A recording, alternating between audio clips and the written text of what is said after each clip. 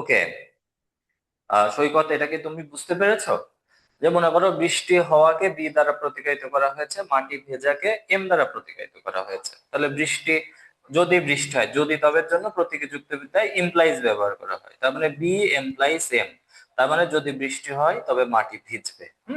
তাহলে বৃষ্টি হওয়াকে, এটা আর একটু আমি সহজ করে দিই তাহলে তোমাদের বুঝতে সুবিধা হবে। মনে করো যদি বৃষ্টি হওয়াকে বি দ্বারা প্রতিকায়িত করা হয়েছে, তবে মাটি ভেজাকে এম দ্বারা প্রতিকায়িত করা হলো। হ্যাঁ, তারপরে বৃষ্টি হয়েছে, বি মানে বৃষ্টি হওয়া, অতএব মাটি ভিজেছে। এবার কি বুঝতে পেরেছে যে বৃষ্টি হওয়াকে বি দ্বারা প্রতিকায়িত করা হয়েছে, মাটি ভেজাকে এম দ্বারা প্রতিকায়িত করা হয়েছে। তাহলে বৃষ্টি হওয়া বি, মাটি ভেজা এম।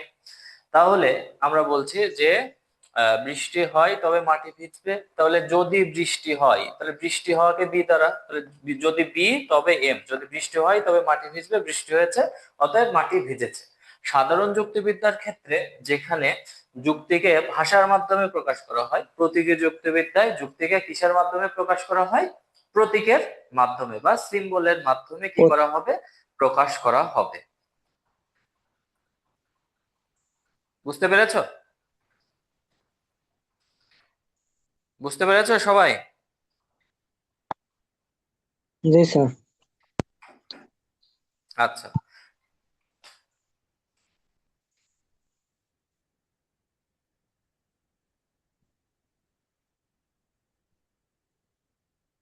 আচ্ছা, তাহলে এখন আমরা যদি একটু দেখি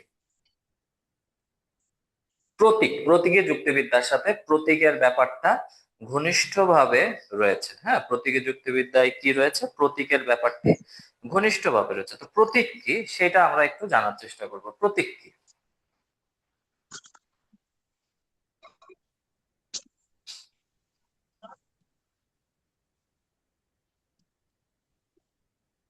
প্রতীক, প্রতীকের ইংরেজি শব্দ হচ্ছে সিম্বল। প্রতীকের ইংরেজি শব্দ হচ্ছে সিম্বল। তো প্রতীক কাকে বলে? কোনো কিছুকে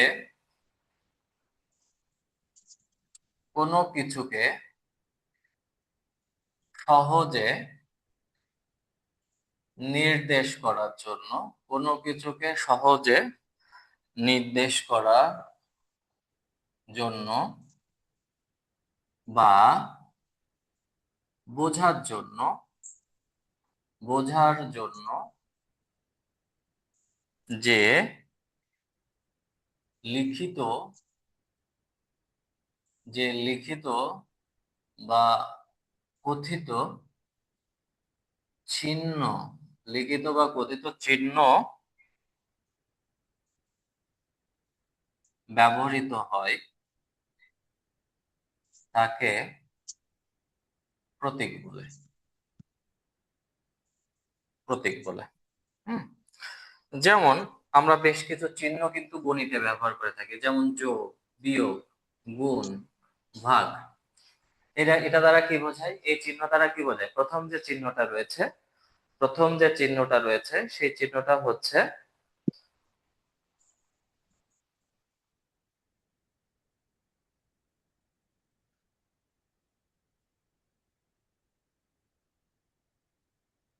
দেখো এখানে যে কি বলেছি, কোনো কিছুকে সহজে নির্দেশ করার জন্য বা বোঝার জন্য লিখিত বা কথিত চিহ্নকে প্রতীক বলে। যেমন এখানে যোগ দ্বারা, এই প্লাস চিহ্ন দ্বারা যোগ করাকে বোঝায়, যোগ করা বোঝায়।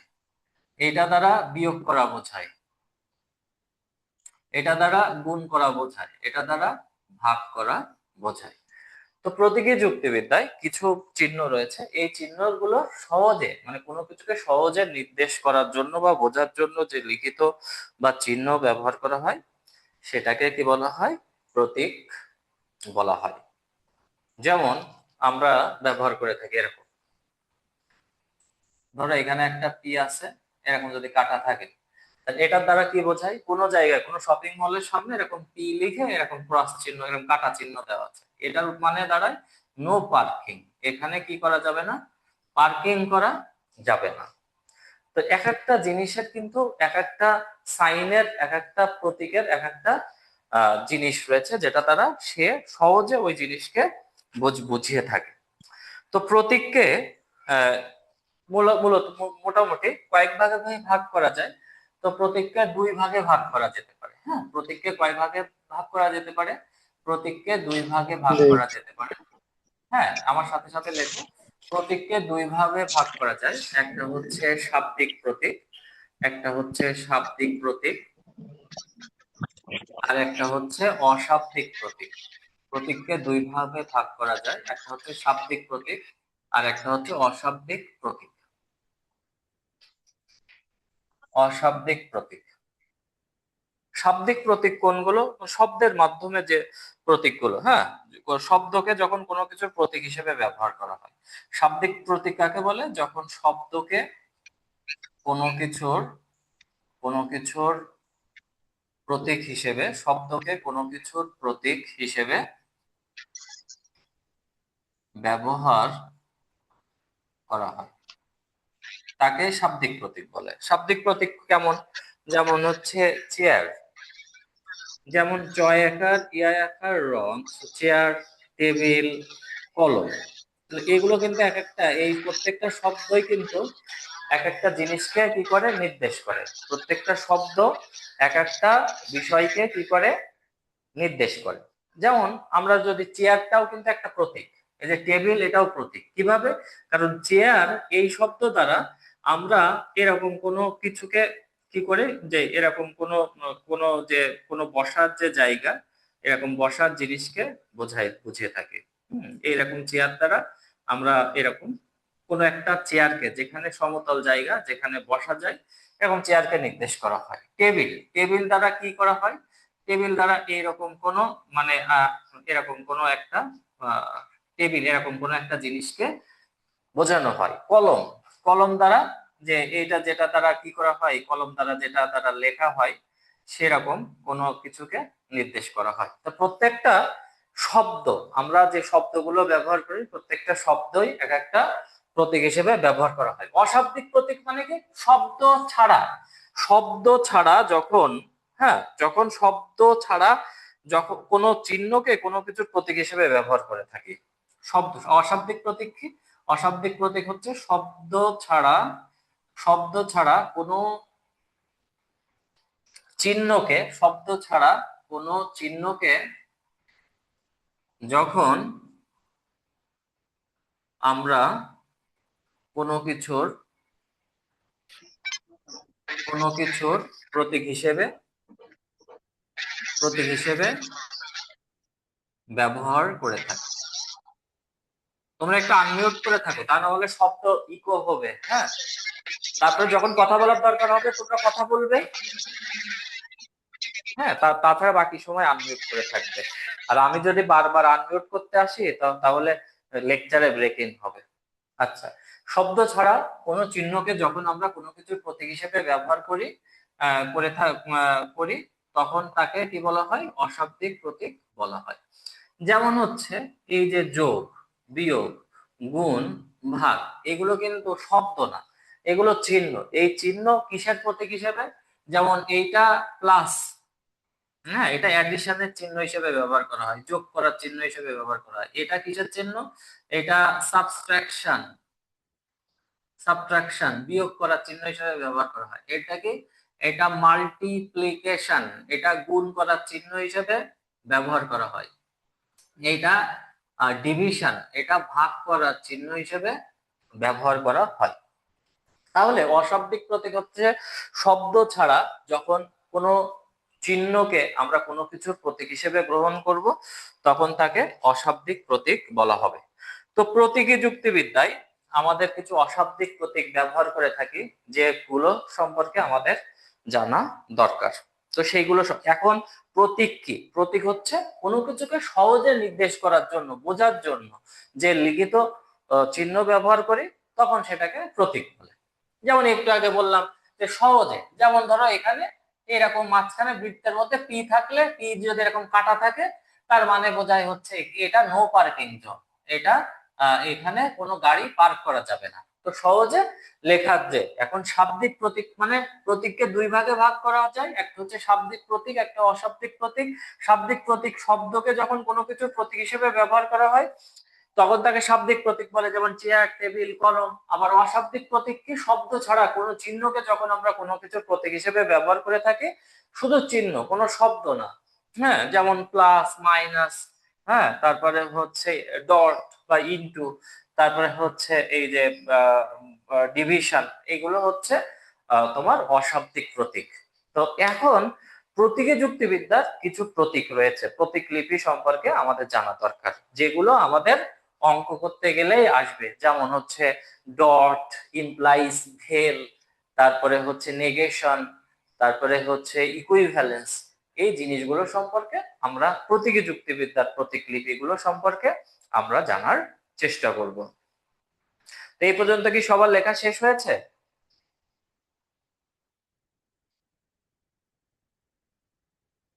এই পর্যন্ত কি সবার লেখা শেষ হয়েছে? হ্যাঁ স্যার, আমার হয়ে গেছে। আচ্ছা, আচ্ছা, এ পর্যন্ত যদি লেখা দেখো, এখানে আমরা প্রতীকী যুক্তিবিদ্যার প্রতীক কি,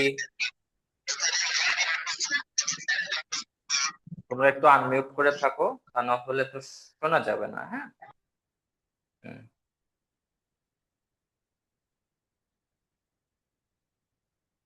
ওকে, তোমাদের যদি লেখা হয়ে থাকে তাহলে তোমরা এখন যে কাজটা করবে সেটা হচ্ছে, আমরা এখন প্রতীকী যুক্তিবিদ্যার প্রতীক লিপিগুলো সম্পর্কে জানার চেষ্টা করব। তো শাব্দিক প্রতীক, অশাব্দিক প্রতীক বা প্রতীক কি, এই জিনিসগুলো সম্পর্কে আর কারোর কোনো ঝামেলা আছে বা বুঝতে পারছো না, কোনো প্রবলেম আছে? না স্যার, এগুলো তো নাই। আচ্ছা, ধন্যবাদ। আমি আগেই বলেছি, আমাদের দুটো থেকে তিনটা বেসিক ক্লাস লাগবে, যেগুলো প্রতীকী যুক্তিবিদ্যা বোঝার জন্য অবশ্যই দরকার। হ্যাঁ, তারপরে আমরা ধারাবাহিকভাবে অঙ্কে চলে যাব। মেবি আগামী ক্লাস থেকে আমরা কি করব, যে কিভাবে সত্য সারণী ক্রিয়েট করতে হয়, সত্য সারণী তৈরি করতে হয়, হ্যাঁ, how to make truth table, কিভাবে সত্য সারণী তৈরি করতে হয়, এগুলো সম্পর্কেও কিন্তু আগামী ক্লাসে বোঝানো হবে। সেজন্য, আর এইটা একটা অঙ্কের বিষয়, অঙ্ক জিনিসটা এমন, এক চ্যাপ্টার না বুঝলে পরবর্তী চ্যাপ্টারে তুমি কোনো কিছুই বুঝতে পারবে না। তো আমরা প্রতীক লিপি সম্পর্কে একটু কথা বলবো। সবাই তোমাদের খাতা কলম নিয়ে রেডি হয়ে কি করো, এটা এগুলো লেখো তো।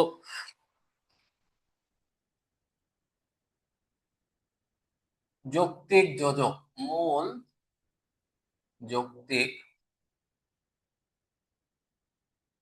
যোজক, মূল যৌক্তিক যোজক, প্রতীক চিহ্ন, প্রতীক চিহ্ন, তারপরে হচ্ছে প্রতীকের নাম। তো প্রথম যে প্রতীক সেটা হচ্ছে এবং, ও, আর, এগুলোর জন্য আমরা যে প্রতীক ব্যবহার করি এটা হচ্ছে ডট। এটাকে আমরা কি বলি? বিন্দু বা ডট সিম্বল। বিন্দু বা ডট সিম্বল, আমার সাথে সাথে সবাই লেখো, বিন্দু বা ডট সিম্বল। তারপরে হচ্ছে যদি, তাহলে, এটার জন্য আমরা ইমপ্লাইজ, এটাকে বলা হয় নাল বা হর্স্য সিম্বল, কিন্তু আমরা এটাকে বলবো ইমপ্লাইজ, হর্স্য সিম্বল বলা হয়। এখন আপাতত লেখো, তারপরে আমি বলছি। তারপরে অথবা, বা, কিংবা, এগুলোর জন্য যে প্রতীক ব্যবহার করা হয় এটাকে বলা হয় ভেল, যেটাকে ফলা বা ভি সিম্বল বলা হয়। ফলা বা ভি সিম্বল, ফলা বা ভি সিম্বল। তারপরে যদি এবং কেবল যদি, যদি এবং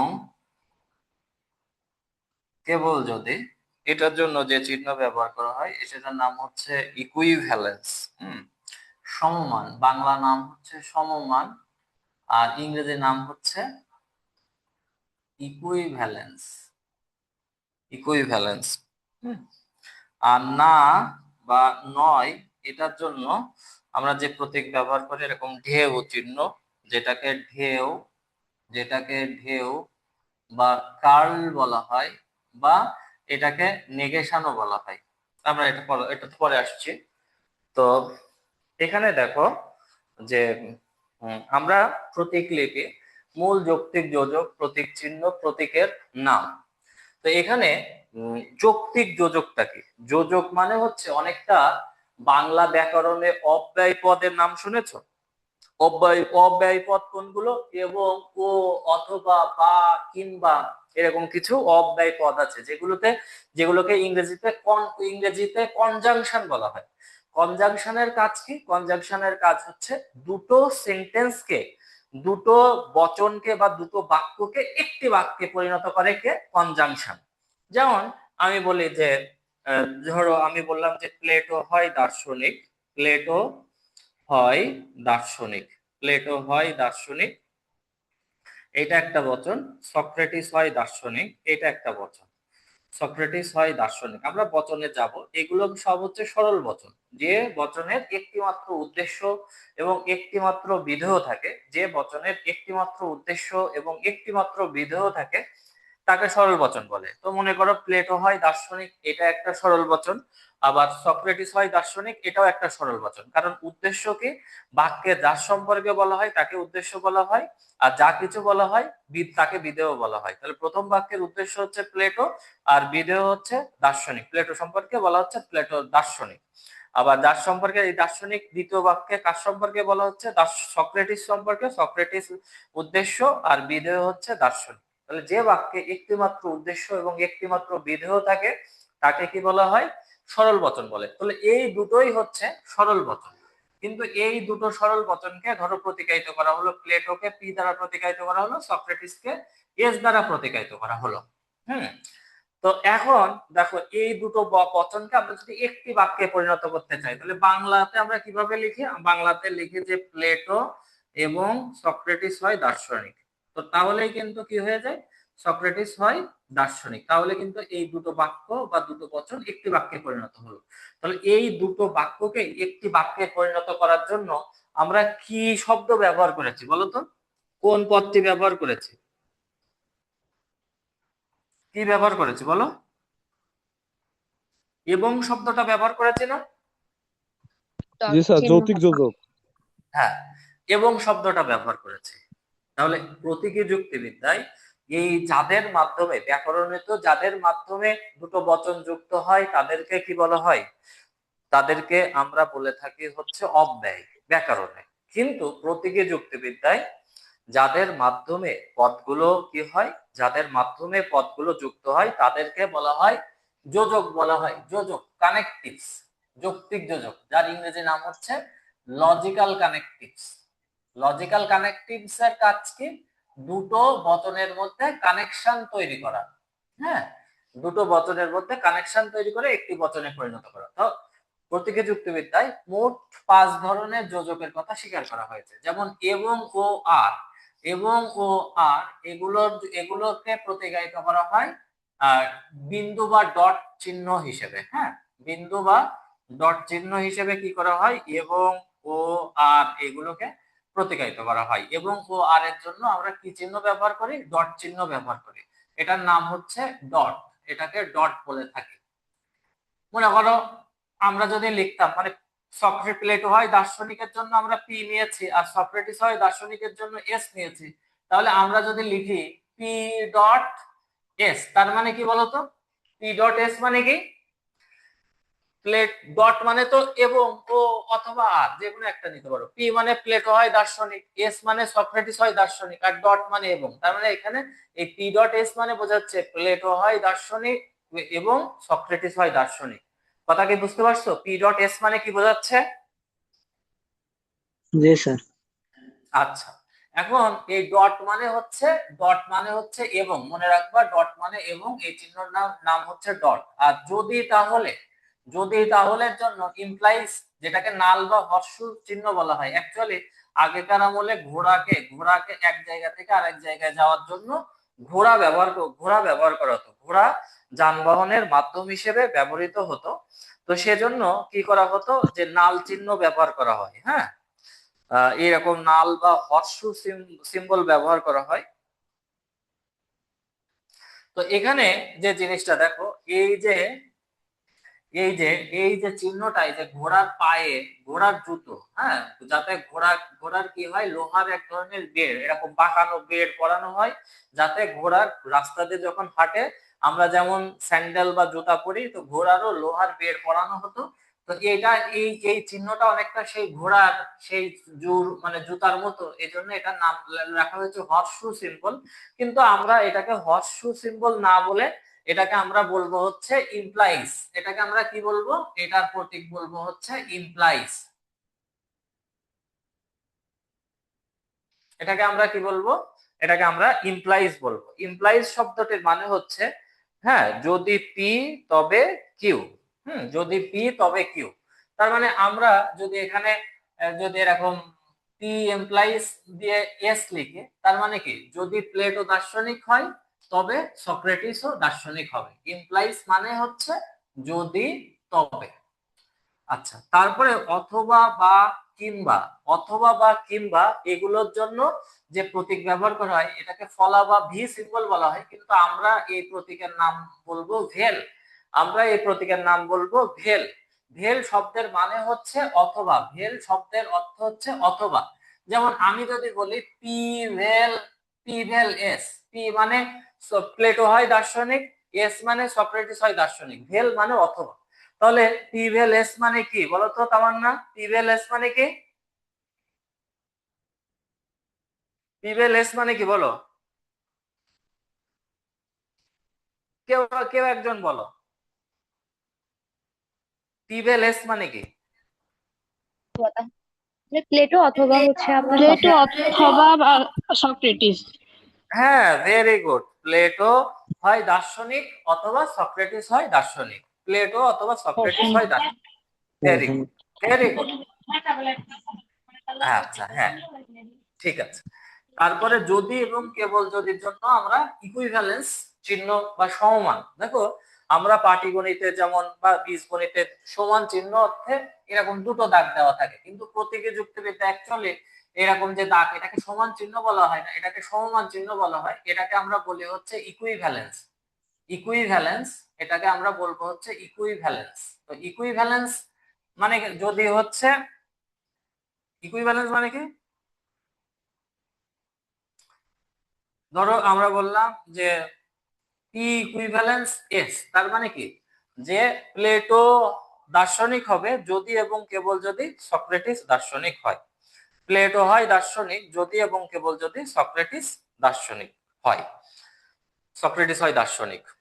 এখন কথা হচ্ছে ইকুইভ্যালেন্স মানে হচ্ছে কি, ইকুইভ্যালেন্স মানে হচ্ছে যদি এবং কেবল যদি। পি মানে প্লেটো হয় দার্শনিক, প্লেটো হয় দার্শনিককে পি দ্বারা প্রতিনিধিত্ব করেছে, আর সক্রেটিস হয় দার্শনিক, এটাকে এস দ্বারা প্রতিনিধিত্ব করেছে। আর ইকুইভ্যালেন্স মানে কি, ইকুইভ্যালেন্স মানে হচ্ছে যদি এবং কেবল যদি। তাহলে পি ইকুইভ্যালেন্স এস মানে কি, মানে প্লেটো হয় দার্শনিক যদি এবং কেবল যদি সক্রেটিস হয় দার্শনিক।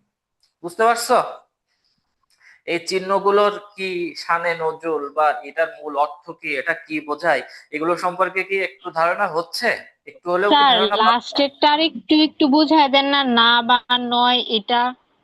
হ্যাঁ, ওটা তো আমি এখনো বোঝাইনি মাহবুবা। না বা নয় মানে ও আমি বললাম যে ধরো আমি বললাম যে সক্রেটিস হয় দার্শনিক, হ্যাঁ, সক্রেটিস ধরো প্লেটো হয় দার্শনিক, আমি বললাম যে প্লেটো হয় দার্শনিক, এটার জন্য আমরা প্রি প্রতীক ব্যবহার করি, প্লেটো হয় দার্শনিক। তো এটার জন্য আমরা পি প্রতীক ব্যবহার করি। আর নেগেশন মানে না বা নয়, নেগেশন মানে হচ্ছে না বা নয়, এটাকে আমরা বলি হচ্ছে, আমরা বলবো হচ্ছে নেগেশন। এটাকে আমরা বলবো নেগেশন, নেগেশন, নেগেশন ঢেউয়ের মতো। তার মানে আমি যদি বলি প্লেটো হয় দার্শনিকের জন্য পি, আমি যদি বলি যে নয় প্লেটো হয় দার্শনিক, তার মানে কি, নয় প্লেটো হয় দার্শনিক, তার মানে প্লেটো দার্শনিক নয়। তাহলে প্লেটো হয় দার্শনিকের জন্য যদি পি ব্যবহার করি, তো প্লেটো হয় দার্শনিকের জন্য পি ব্যবহার করা হয়েছে, এর আগে কি রয়েছে, নয়, না বা না, না প্লেটো হয় দার্শনিক বা নয় প্লেটো হয় দার্শনিক, তখন এর আগে নেগেশন দেওয়া মানে কি, যে প্লেটো হয় দার্শনিক এটাকে অস্বীকার করা। আমি যদি বলি যে তামান্না হয় ছাত্রী, তামান্না হয় ছাত্রী, টি মানে তামান্না হয় ছাত্রী, এইবার এ টি এর আগে যদি আমি নেগেশন দিয়ে দিই তার মানে কি নয় তামান্না হয় ছাত্রী, মানে তামান্না ছাত্রী নয়। আমি বললাম যে হাসান হয় ছাত্র, আমি কি বললাম যে হাসান হয় ছাত্র, কিন্তু হাসানের আগে নেগেশন দিয়ে দেওয়া মানে কি নয় হাসান হয় ছাত্র। তার মানে কোনো বচনকে অস্বীকার করার জন্য আমরা বাংলাতে যেমন না বা নয় ব্যবহার করে থাকি, প্রতীকী যুক্তিবিদ্যায় কোন বচনের আগে একটা নেগেশন চিহ্ন ব্যবহার করা মানে হচ্ছে এই যে ঢেউ খেলানো চিহ্ন ব্যবহার করা মানে হচ্ছে ওই বচনকে অস্বীকার করা, মানে ওই বচনটা মিথ্যা বলে স্বীকার করে নেওয়া, মিথ্যা, এই বচনটা মিথ্যা। আমি বললাম প্লেটো হয় দার্শনিক, এখন এর আগে নেগেশন দেওয়া মানে যে না প্লেটো হয় দার্শনিক এটা মিথ্যা, বা নয় প্লেটো হয় দার্শনিক, মানে কোনো বচনকে অস্বীকার করার জন্য তার আগে নেগেশন ব্যবহার করা হয়। বুঝতে পেরেছো? আচ্ছা, তো আজকে আমাদের মোটামুটি আমরা প্রতীকলিপি সম্পর্কে আলোচনা করেছি। এই প্রতীকলিপিগুলো যৌক্তিক যোজক হিসেবে চিহ্ন ব্যবহার করা হয়, এগুলোর প্রতীক চিহ্ন রয়েছে, প্রতীকের নাম লিখেছি। এবং ও আর এই ধরনের শব্দগুলোর জন্য যে প্রতীক ব্যবহার করা হয় তাকে ডট বলা হয়, কিন্তু প্রতীকের নাম বিন্দু বা ডট সিম্বল আমরা ডট বলি। যদি তাহলের জন্য আমরা যে প্রতীক চিহ্ন ব্যবহার করি যোজকের জন্য ইমপ্লাইজ, যেটাকে নাল বা হর্ষু বলা হয় কিন্তু আমরা ইমপ্লাইজ বলবো, অথবা বা কিংবার জন্য আমরা ভেল প্রতীক ব্যবহার করি, যেটাকে ফলা বা ভি সিম্বল বলা হয়, আমরা ভেল শব্দটি ব্যবহার করব, ভেলটা অথবার জন্য ব্যবহার করা হয়ে থাকে। আর তারপরে যদি এবং কেবল যদির জন্য ইকুইভ্যালেন্স বা সমমান চিহ্ন ব্যবহার করা হয়, আমরা ইকুইভ্যালেন্সটা কি বলবো যে আমরা ইকুইভ্যালেন্সটা বলবো। আর না নয়ের জন্য আমরা কি ব্যবহার করে থাকি, না বা নয়ের জন্য আমরা ঢেউ বা কাল চিহ্ন ব্যবহার করে থাকি, যেটাকে আমরা কি বলছি নেগেশন বলছি। এরকম করে দুটো ঢেউ, এরকম করে দুটো ঢেউ, এটাকে আমরা কি বলি, এটাকে আমরা নেগেশন বলি। তো সবার কি মোটামুটি প্রতীক লিপি সম্পর্কে বা যোজকগুলো সম্পর্কে কি ধারণা হয়েছে? বলো, সবার কি ধারণা হয়েছে? আর this is your very very first class, এটা তোমাদের একদম প্রথম ক্লাস। প্রথম ক্লাসটাও তোমরা ধারাবাহিকভাবে মনোযোগ দিয়ে করো, আস্তে আস্তে তোমরা দেখবে যে ক্লাসগুলো সুন্দরভাবে পরবর্তীতে তোমাদের বুঝতে সুবিধা হবে। তো আরেকটা কথা বলছিলাম যে আমরা আজকে জাস্ট ওরিয়েন্টেশন ক্লাসটা আমরা 7টা থেকে দিয়েছি, আবার 7টার সময় অনেকের মানে দেখা যাচ্ছে এরকম সময় আজান দেয়, আজান নামাজ পড়ার বিষয়টা থাকে। তো এইসব চিন্তা ভাবনা করে বা অনেকের দেখা যাচ্ছে বিভিন্ন ধরনের কাজকর্ম থাকে, বাইরে থাকো, তো এই কারণে আমি কিন্তু আগেই বলেছি যে আমাদের ক্লাস শনি সোম বুধ হবে। তো আমরা যদি এই ক্লাসটি মোটামুটি 9টা থেকে নিতে চাচ্ছি, শনি সোম বুধ রাত 9টা থেকে নিলে মনে হয় তোমাদের জন্য সুবিধা হয়, যে নামাজ পড়ার এই স্যার 9টা থেকে দিলে ভালোই হয়। হ্যাঁ, আর বাকি যেসব কাজ রান্না বান্না, মেয়েদের অনেক রান্না টান্নার কাজকর্ম থাকে বা বিভিন্ন ধরনের স্যার রান্না কাজকর্ম, টান্না না, আমার স্যার সন্ধ্যা 7টা থেকে স্যার টিউশনই থাকে, তো এই কারণে স্যার 9টা থেকে দিলে বেশি ভালো হয়। অনেকে দেখা যাচ্ছে পড়ানো থাকে, বাইরে থেকে আসতে আসতে 8টা সাড়ে 8টা বেজে যায়। তো এইসব কারণে আমার কাছে অনেকে এটা ব্যক্তিগতভাবে আমাকে জিজ্ঞেস করে তোমরা জানিয়েছিলে যে স্যার ক্লাস টাইমটা একটু পিছিয়ে দিলে মনে হয় ভালো হয়। তো এই সমস্ত বিষয়গুলো বিবেচনা করে আমি যে সিদ্ধান্তটা নিয়েছি সেটা হচ্ছে, প্লিজ তোমরা একটু আনমিউট হয়ে থাকো, যে আমরা যে সিদ্ধান্তটা নিয়েছি সেটা হচ্ছে আমাদের ক্লাস আমরা মূলত যে সময়টাতে করব সেটা হচ্ছে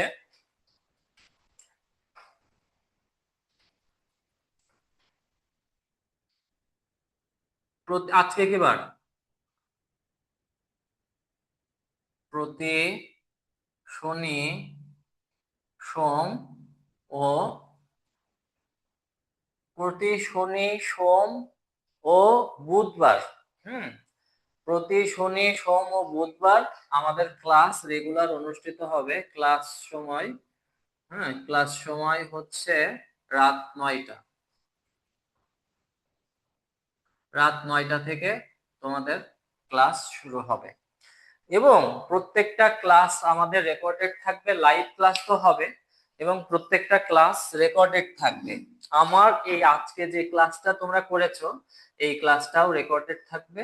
তোমরা সুন্দর করে ক্লাসটা আমি রেকর্ড একটু পরেই দিয়ে দেবো, যেমন আমি যেমনটা করে থাকি। আমি তোমাদেরকে একটু দেখাই। মনে করো যে এটা আমার আরেকটা ব্যাচ, এখানে ওরা হোমওয়ার্ক দিচ্ছে, এরকম আমি একটা গুগল ড্রাইভ লিংক দেব ক্লাস শেষে, রাতে একটু পরে, আমার এরপরে আরো ক্লাস আছে, তো এরকম লিংক দিলে তোমরা এই লিংকে ক্লিক করবে। এরকম লিংকে ক্লিক করলে, গুগল ড্রাইভের লিংক ক্লিক করলে ইউ নিড অ্যাক্সেস, তখন তুমি এরকম ভিউয়ার সিলেক্ট করবে, ভিউয়ার সিলেক্ট করে রিকোয়েস্ট অ্যাক্সেসে ক্লিক করবে। হ্যাঁ, এইবার এই যে দেখো, you will get email letting you know if you request was approved. তার মানে তোমার রিকোয়েস্ট সেন্ড হয়েছে, একবারই রিকোয়েস্ট সেন্ড করবে। এবার আমি এটা অ্যাক্সেস দিয়ে দিলে তোমরা কি করতে পারবে, এই ক্লাসটা আবার পুনরায় দেখতে পারবে। আমি অ্যাক্সেস দিয়ে দিলে তোমরা ডাউনলোড করে বা সরাসরি ওখান থেকে দেখতে পাবে। এভাবে রিকোয়েস্ট পাঠায় তোমরা ক্লাসগুলো করবে। তা আর কারোর কি কোনো ধরনের সমস্যা আছে বা প্রবলেম আছে, যে কোনো কিছু বুঝতে পারোনি আজকের ক্লাসের কোনো বিষয়? তোমাদের কাছে যদি সমস্যা থাকে আমাকে বলতে পারো। আর যদি সমস্যা না থাকে, আর সমস্যা আছে কারোর বুঝতে আছে? স্যার কম বেশি ভালোই বুঝেছে। হ্যাঁ হ্যাঁ, বলো। বলেছে কম বেশি বেশ বুঝতে পারছি। আচ্ছা, ধন্যবাদ। অ্যাকচুয়ালি এটা তো প্রথম দিন, আস্তে আস্তে তোমরা ভালো বুঝতে পারবে, নিয়মিত ক্লাসে উপস্থিত হবে। এরপর আগামীকালকেও কিন্তু তোমাদের ক্লাস আছে। কালকে কি বার? বুধবার। কালকে কি বার? বুধবার। বুধবার। বুধবার রাত 9টা থেকে কিন্তু, কালকে রাত 9টার সময়, ঠিক 9টার সময় আমি লিংক দেবো। আজকে যেভাবে জয়েন হয়েছো ওইভাবে জয়েন হয়ে যাবে। আগামীকালকেও আমরা ক্লাস নেব। আর তোমরা রেগুলার ক্লাস করো। আর তোমাদের এটাই হচ্ছে লাস্ট ব্যাচ। এর আগেও বেশ কয়েকটা ব্যাচ কমপ্লিটেড হয়েছে তাদের কোর্স। তো তোমরা তোমাদের ফ্রেন্ড সার্কেলের যারা আছে তাদেরকে তোমরা এই কোর্সটি সম্পর্কে জানাতে পারো বা বলতে পারো, কারণ এরপরে আর নতুন করে হয়তো কোনো ব্যাচ চালু করা সম্ভব হবে না বা সময়ও থাকবে না।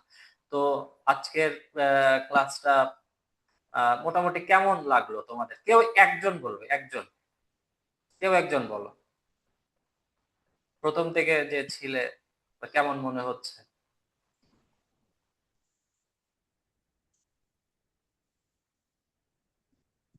স্যার অনলাইনে ক্লাস করার অভিজ্ঞতা আজকে প্রথম স্যার। হুম। তো আচ্ছা মোটামুটি ভালোই লাগলো। আচ্ছা, ঠিক আছে, আস্তে আস্তে ভালো লাগবে। তো আজকের মতো ক্লাস এখানে হ্যাঁ। শেষ করছি। আর আমি কিছু প্রতীকী যুক্তিবিদ্যা কাকে বলে, প্রতীক কাকে বলে, এগুলোর উপরে লেকচার শিটের পিডিএফ কপি তোমাদের হোয়াটসঅ্যাপ গ্রুপে দিয়ে দেবো। এইগুলো তোমরা একটু সুন্দর করে পড়ে লিখে আনবে। হ্যাঁ, তো আজকের মতো জি ক্লাস স্যার। লিখে তোমরা ওই গ্রুপে জমা দিয়ে দেবে। তো আজকের মতো ক্লাস শেষ করছি। সবাই ভালো থেকো, সুস্থ থাকো। শুভরাত্রি সবাইকে। ধন্যবাদ।